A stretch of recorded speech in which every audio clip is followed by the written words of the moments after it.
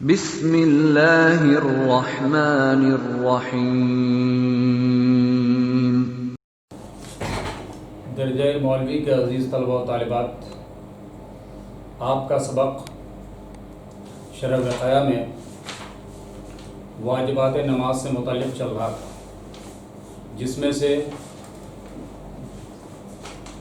3 واجبات آپ کو بتائے جا چکے ہیں۔ پہلا، سورہ فاتحہ کا پڑھنا، یعنی نماز میں سورہ فاتحہ کا پڑھنا یہ واجب ہے۔ آپ کو اس سے پہلے فرائض کو بتائے گئے تھے، تو فرائض میں یہ بات بتائی گئی تھی کہ مطلق قرآن کا پڑھنا نماز میں یہ فرض ہے۔ اب یہ بتایا جا رہا ہے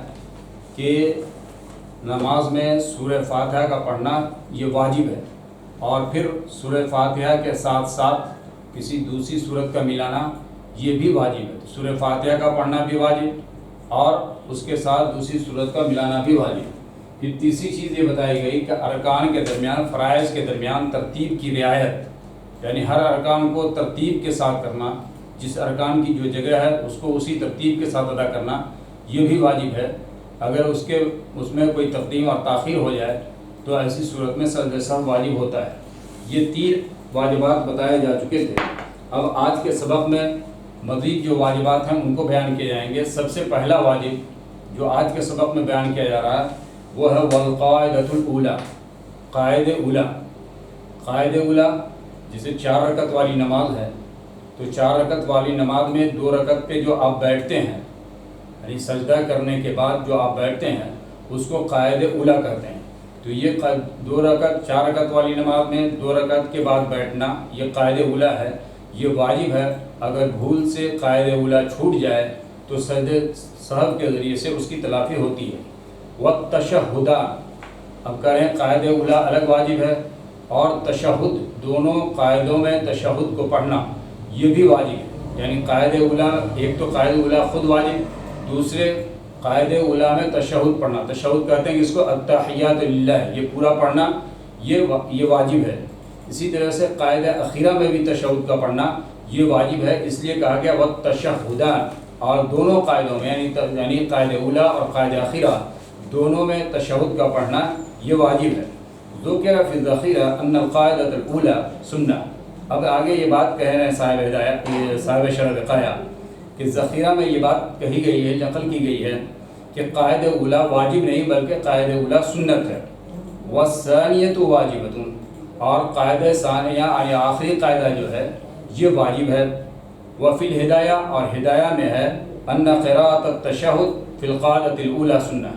کہ تشہد کا پڑھنا قاعدہ اولی میں یہ سنت ہے اور دوسرے قاعدے میں پڑھنا یہ واجب ہے۔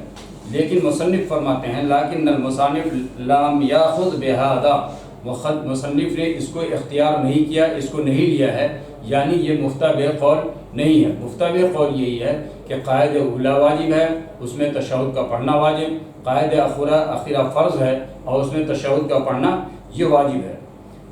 وہ اس لیے لأن قوله علیہ السلام لابن مسعود رضی اللہ عنہ قل التحیات للہ۔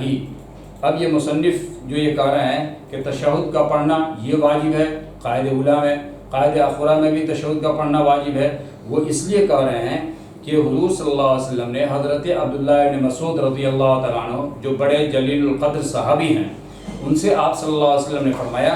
کہ قل التحیات، کہ آپ کہیے التحیات۔ جب التحیات پڑھنے کا انہوں نے حکم دیا اور اس میں قاعدہ اولی اور قاعدہ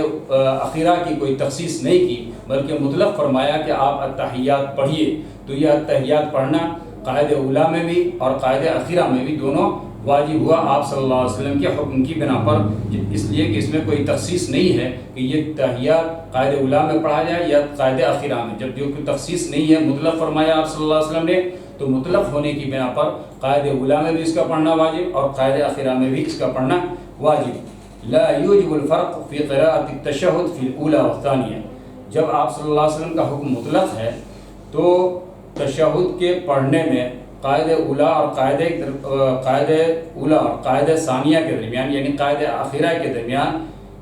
کسی فرق کو واجب نہیں کرتا، کسی فرق کو ثابت نہیں کرتا، یعنی اس کی وجہ سے فرق ثابت نہیں ہوگا کہ پہلے میں تو تشہد کے پڑھنے کو واجب قرار دے دیا جائے اور دوسرے میں پڑھنے کو واجب نہ قرار دیا جائے، یہ فرق سمجھ میں نہیں آتا، یہ فرق ثابت نہیں ہوتا ہے۔ بل یوجب الوجوب فی کلیہما، بلکہ ان دونوں میں تشہد کے پڑھنے کو یہ واجب کرتا ہے، ثابت کرتا ہے، یعنی دونوں میں تشہد کا پڑھنا یہ واجب۔ ولما كانت القراءة في القاعدة الأولى واجبہ، اور جب یہ بات ثابت ہو گئی، صاحب کتاب یہ کہتے ہیں کہ جب یہ بات ثابت ہو گئی کہ قاعدہ اولیٰ میں تشہد کا پڑھنا واجب ہے، تو كانت القاعدة الأولى أيضا واجب، جب تشہد کا پڑھنا واجب ہوا تو قاعدہ اولیٰ تو بدرجہ اولیٰ واجب ہو جائے گا، یعنی پہلا قاعدہ جو پہلی مرتبہ بیٹھا جاتا ہے 4 رکعت کی نماز میں، جو 2 رکعت پر بیٹھا جاتا ہے، یہ قاعدہ اولیٰ بدرجہ اولیٰ واجب ہوا، لا سنہ، یہ سنت نہیں ہے بلکہ یہ واجب ہے۔ اب تو قاعدہ اولیٰ واجب اور دونوں قاعدوں کے درمیان تشہد کا پڑھنا یہ بھی واجب۔ اب ایک واجب اور بتا رہے ہیں، وَلَفْظُ السلام، کہ نماز میں سلام کے ذریعے سے السلام علیکم ورحمۃ اللہ، یہ لفظ سلام السلام یہ کہنا یہ بھی واجب ہے، یہ بھی واجب ہے۔ البتہ امام شافعی رحمۃ اللہ علیہ فرماتے ہیں کہ یہ السلام پڑھنا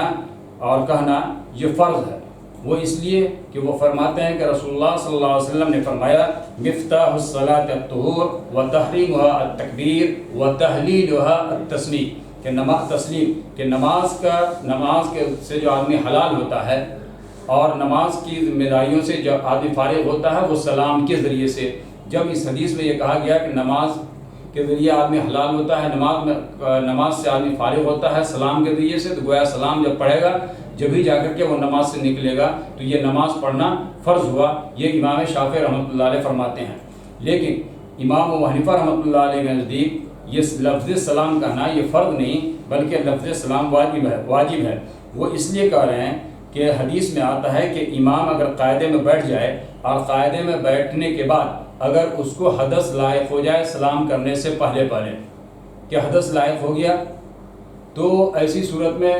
اس کی نماز مکمل ہو جاتی ہے، حالانکہ اس نے سلام نہیں کہا۔ اگر یہ سلام کہنا فرض ہوتا تو اس کی نماز کے بارے میں آپ صلی اللہ علیہ وسلم یہ نہیں فرماتے کہ اس کو حدث لاحق ہو گیا تو اس کی نماز پوری ہو گئی، بلکہ آپ صلی اللہ علیہ وسلم نماز کے لوٹانے کا حکم دیتے۔ آپ صلی اللہ علیہ وسلم کا یہ فرمانا ہے کہ اس کی نماز مکمل ہو گئی، پتہ یہ چلا کہ سلام کا پڑھنا واجب ہے، فرض نہیں، اس لیے کہ فرض کے چھوٹ جانے سے نماز ہی نہیں ہوتی ہے۔ اسی لیے کہہ رہے ہیں کہ ایک واجب یہ ہے وَلَفْظُ السلام، اور لفظ سلام کا کہنا، خلاف للشافعی، اس میں اختلاف ہے امام شافعی رحمۃ اللہ علیہ کا۔ ان کے نزدیک فَإِنَّهُ فَرْضٌ عِنْدَهُ، امام شافعی رحمۃ اللہ علیہ کے نزدیک لفظ سلام کہنا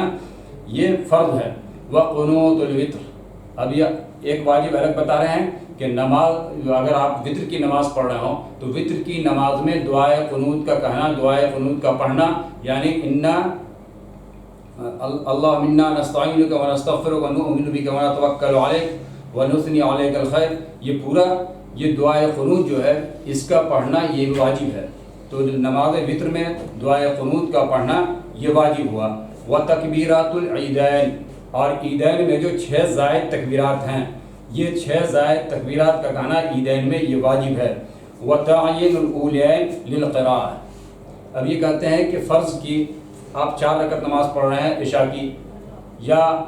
ظہر کی یا عصر کی، تو پہلی 2 رکعتیں ان میں ان کو قرأت کے لیے متعین کرنا، یعنی ان میں قرأت کرنا یہ واجب ہے۔ اگر کوئی ان میں قرأت نہ کر کے بعد والی 2 رکعتوں میں قرأت کر لیتا ہے، یعنی تیسری یا چوتھی رکعت میں قرأت کر لیتا ہے، تو ایسی صورت میں یہ واجب کے چھوٹ جانے کی وجہ سے اس کو اگر بھول سے ایسا کیا ہے تو اس پر سجدہ سہو واجب ہو جائے گا۔ اس لیے کہنا وتعیین الاولین للقراءۃ، اور پہلی 2 رکعتوں کو قرأت کے لیے متعین کرنا۔ وتعدیل الارکان، اور ہر رکن کو ٹھہر کر کے ادا کرنا، یہ رکن کو ٹھہر کر ادا کرنا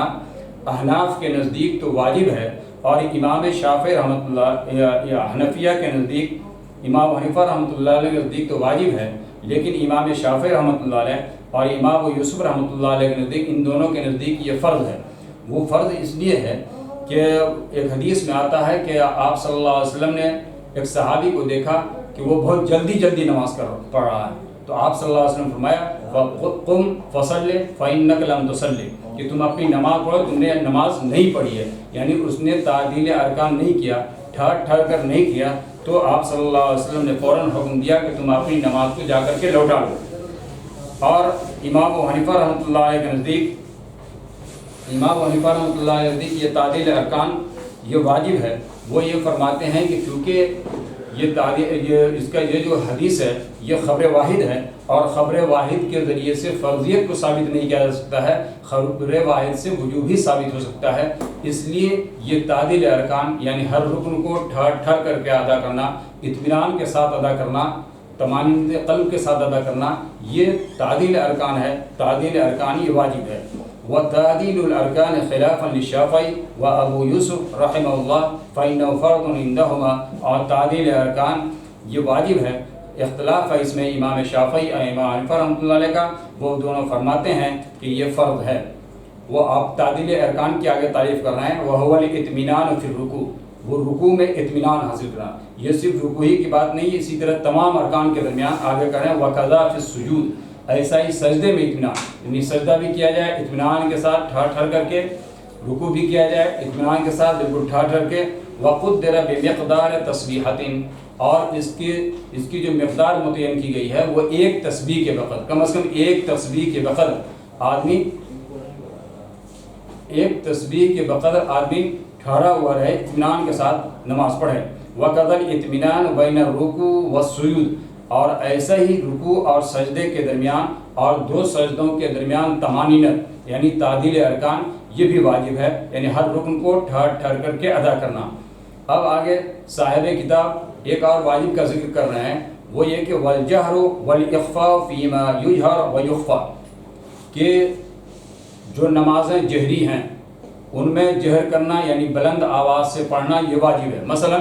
مغرب کی نماز جہری کہلاتی ہے جس میں بلند آواز سے قرأت کی جاتی ہے، تو یہ بلند آواز سے قرأت کرنا واجب ہے۔ اگر کوئی شخص مغرب کی نماز کو پڑھائے اور اس میں بلند آواز سے قرأت نہ کرے تو اس پر سجدہ سہو واجب ہو جاتا۔ بھول سے بلند آواز سے قرأت کرنا چھوڑ دیا اور آہستہ قرأت کر لیا تو اس پر سجدہ سہو واجب ہو جائے گا۔ اسی طریقے سے جو نمازیں سری ہیں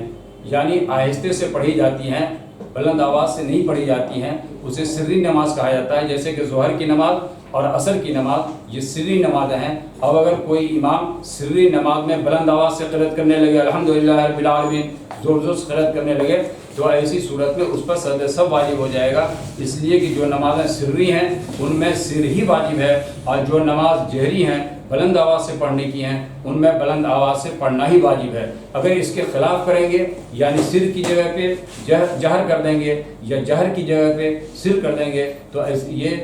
واجب کو چھوڑنا ہوگا اور اس کی وجہ سے سجدہ سہو لازم ہو جائے گا۔ عزیز طلبہ، آج کا سبق اتنا ہی، بقیہ آئندہ انشاءاللہ آپ کو اس سبق کے سمجھنے میں کوئی دقت اور دشواری ہو، آپ کا کوئی اعتراض ہو، کوئی اشکال ہو تو آپ کومنٹس باکس میں اسے ضرور لکھیں، انشاءاللہ اس کا تشفی بخش جواب دیا جائے گا۔